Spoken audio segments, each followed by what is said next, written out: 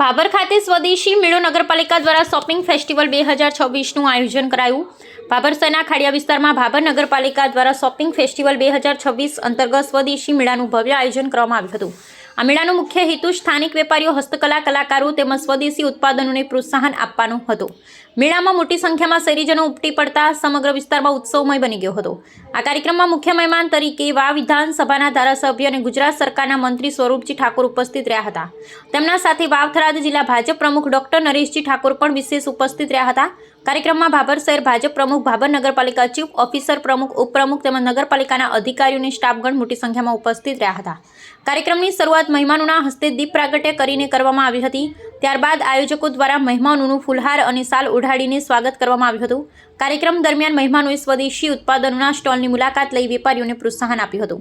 મેળામાં વિવિધ પ્રકારના સ્ટોલ મૂકવામાં આવ્યા, જેમાં હસ્તકલા વસ્તુઓ, ઘરગથ્થુ ઉપકરણો, પરંપરાગત ખાદ્ય વસ્તુઓ, કપડાં તેમજ રોજિંદા ઉપયોગની અનેક વસ્તુઓ ઉપલબ્ધ રાખવામાં આવી। સ્થાનિક વેપારીઓ અને નાના ઉદ્યોગકારોને પોતાનું ઉત્પાદન પ્રદર્શિત કરવા માટે સારો મંચ મળ્યો હતો। શહેરીજનોમાં પણ મેળા પ્રત્યે વિશેષ ઉત્સાહ જોવા મળ્યો હતો।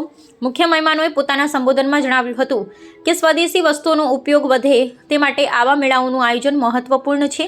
સ્થાનિક વેપારીઓ અને નાના ઉદ્યોગકારોને પ્રોત્સાહન આપવા માટે નગરપાલિકા દ્વારા લેવામાં આવેલા આ પહેલ પ્રશંસનીય છે।